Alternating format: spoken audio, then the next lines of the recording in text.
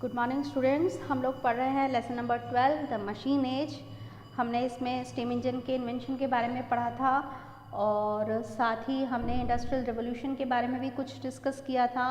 Mass production के बारे में पढ़ा था, production of goods in large quantities जिसे हम मास प्रोडक्शन कहते हैं, और ये किस तरह से पॉसिबल हुआ, बिकॉज ऑफ डिफरेंट मशीन्स।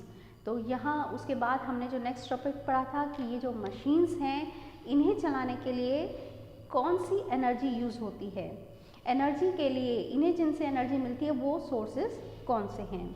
तो इसमें हमने ट्रेडिशनल सोर्सेज पढ़े थे, मेन जो पहले यूज़ किए जाते थे कोल, पेट्रोलियम और इलेक्ट्रिसिटी। साथ ही हम ये पढ़ रहे थे क्योंकि कोल और पेट्रोलियम ये लिमिटेड हैं, इनके रिजर्व्स हमारे अर्थ पर लिमिटेड है और जिस तरीके से आज इनका यूज़ हो रहा है they are going to be exhausted in near future, ये जल्दी ही ख़त्म हो जाएंगे। इसीलिए हमें कुछ और अल्टरनेटिव सोर्सेज ऑफ एनर्जी को ढूंढने की ज़रूरत है, उनको यूज़ करने की ज़रूरत है। वो अल्टरनेटिव सोर्सेज ऑफ एनर्जी क्या हो सकते हैं, वही आज हमें डिस्कस करना है। तो चलिए हम अपना टॉपिक कंटिन्यू करते हैं, other sources of energy, page number B16 पर। कौन कौन से हैं अदर सोर्सेज ऑफ एनर्जी? सबसे पहले है hydro electricity. Electricity produced by the force of running water in huge dams is called hydro electricity. जब हम डैम्स पे बहुत ऊपर से पानी गिरा के और बिजली बनाते हैं तो उसे हम कहते हैं hydro electricity. Hydro means water से बनने वाली इलेक्ट्रिसिटी, तो hydro electricity. And such dams are called hydro electric projects. और जो ऐसे डैम्स जहाँ पे बिजली भी बनाई जाती है उन्हें हम कहते हैं hydro electric projects. In these projects water is dropped from with great force from a height into turbines. It turns them, this produces electricity. और इन डैम्स में कैसे बनती है? इन डैम्स में टर्बाइंस फिक्स किए हुए होते हैं और उन टर्बाइंस के ऊपर बहुत ऊंचाई से वाटर गिराया जाता है, और जब बहुत ऊंचाई से स्पीड से वाटर उन पे टर्बाइंस पे गिरता है तो टर्बाइंस मूव करते हैं, टर्न करते हैं और उससे इलेक्ट्रिसिटी प्रोड्यूस होती है। Hydro electricity does not cause any pollution, it is also cheaper, but the cost of setting up a hydro electric project is very high. अब जैसे हमने पीछे पढ़ा था कोल पेट्रोलियम से भी इलेक्ट्रिसिटी बनती थी लेकिन उसमें पॉल्यूशन होता था। इस हाइड्रो इलेक्ट्रिसिटी प्रोडक्शन में कोई पॉल्यूशन नहीं होता और प्रोडक्शन की कॉस्ट भी कम है। लेकिन जो एक वीक पॉइंट है वो क्या, इन प्रोजेक्ट्स को सेटअप करने की कॉस्ट काफ़ी ज़्यादा है। सेकंड सोर्स क्या हो सकता है? Nuclear energy. Nuclear energy is the energy produced by splitting an atom.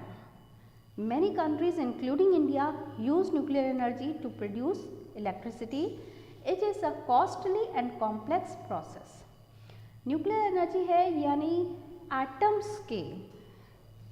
Atoms को स्प्लिट करके जो एनर्जी बनाई जाती है उसे हम न्यूक्लियर एनर्जी कहते हैं। ये आपने साइंस में पढ़ा होगा स्प्लिटिंग ऑफ एटम के बारे में, और नहीं पढ़ा है तो आप साइंस में इसके बारे में डिटेल में पढ़ेंगे। तो स्प्लिटिंग ऑफ एटम से जो एनर्जी बनती है वो न्यूक्लियर एनर्जी होती है। इंडिया में और कई और कंट्रीज़ में न्यूक्लियर एनर्जी से इलेक्ट्रिसिटी बनाई जाती है, लेकिन ये बहुत ही कॉस्टली प्रोसेस है और बहुत ही कॉम्प्लेक्स है, डिफ़िकल्ट प्रोसेस है। न्यूक्लियर एनर्जी के बाद अब और कौन सा सोर्स है? That is solar energy. The energy that we get from the heat of sun is called the solar energy. It is used for cooking, heating etcetera. The solar electricity is also used to light homes. अब जैसे आप लोग नाम से ही समझ गए solar energy यानी सन की एनर्जी, तो सन की हीट, सूरज की गर्मी से जो एनर्जी मिलती है हमें उसे हम सोलर एनर्जी कहते हैं। और इस सोलर एनर्जी को हम कई सारे काम में यूज़ लेते हैं, जैसे कुकिंग में भी ये यूज़ होती है, सोलर कुकर्स होते हैं, हीटिंग में भी ये यूज़ की जाती है और इलेक्ट्रिसिटी भी बनाई जाती है इससे, और जिससे कि घरों में लाइट आती है, तो सोलर इलेक्ट्रिसिटी भी प्रोड्यूस की जाती है। तो सोलर एनर्जी ये भी बहुत ही अच्छा अल्टरनेटिव सोर्स है। और इसके बाद नेक्स्ट क्या हो सकता है, CNG, compressed natural gas. CNG की फुल फॉर्म है compressed natural gas, is an alternative of petrol used in many vehicles nowadays. It causes less pollution as compared to other fuels. इसके बारे में आपने जीके में भी पढ़ा होगा, साइंस में भी पढ़ा होगा। ये पेट्रोल की जगह आजकल व्हीकल्स CNG से चलते हैं और CNG से चलने वाले व्हीकल्स बहुत ही कम पॉल्यूशन करते हैं, उनसे पॉल्यूशन नहीं होता, दे आर पॉल्यूशन फ्री और दूसरे फ्यूल्स के कंपैरेटिवली बहुत कम पॉल्यूशन होता है। तो बड़ी बड़ी सिटीज़ में आजकल CNG व्हीकल्स चल रहे हैं। अब CNG के बाद एक और अल्टरनेटिव सोर्स ऑफ एनर्जी है, वो है biogas. Biogas is produced from animal Dang. It is also called गोबर gas. It is usually set up in villages and used for cooking, lighting bulbs, etc. Many biogas plants have been set up in rural areas recently to produce electricity. तो अब next क्या है, biogas. ये किससे बनती है, animal डंग, जो गोबर होता है, गोबर से बनती है और इसीलिए इसे गोबर गैस भी कहते हैं। और बायोगैस प्लांट्स ज़्यादातर विलेजेस में सेटअप किए जाते हैं और विलेजेस में इसे कुकिंग के लिए, लाइटिंग के लिए और इलेक्ट्रिसिटी प्रोड्यूस करने के लिए भी यूज़ किया जाता है। बायोगैस के बाद एक और बहुत ही चीपेस्ट है, वो है wind energy. The force of wind is used as a source of energy. It is used to run wind mills. Wind energy is also used in grinding grains. In India wind mills are usually set up in coastal area. तो wind energy आप नाम से ही समझ रहे हैं, हवा जब बहुत तेज़ी से चलती है उस फोर्स को यूज़ किया जाता है as a form of energy. Wind mills, बहुत बड़ी बड़ी विंड मिल्स लगाई जाती हैं और जब हवा तेज़ चलती है उससे वो विंड मिल्स घूमती हैं और उसी एनर्जी को यूज़ किया जाता है। ग्रेन्स ग्राइंड करने के लिए भी यूज़ होती हैं और ज़्यादातर इंडिया में ये कोस्टल एरिया यानी जो समुद्र के किनारे एरिया होते हैं वहाँ पर ये सेटअप की जाती हैं।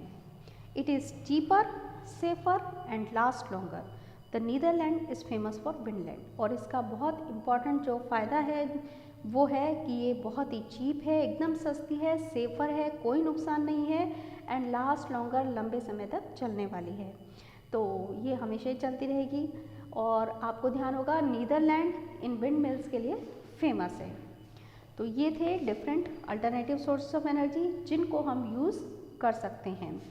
एक बार फिर से बता देती हूँ उनके नाम, क्या क्या हमने अल्टरनेटिव सोर्स ऑफ एनर्जी पढ़े।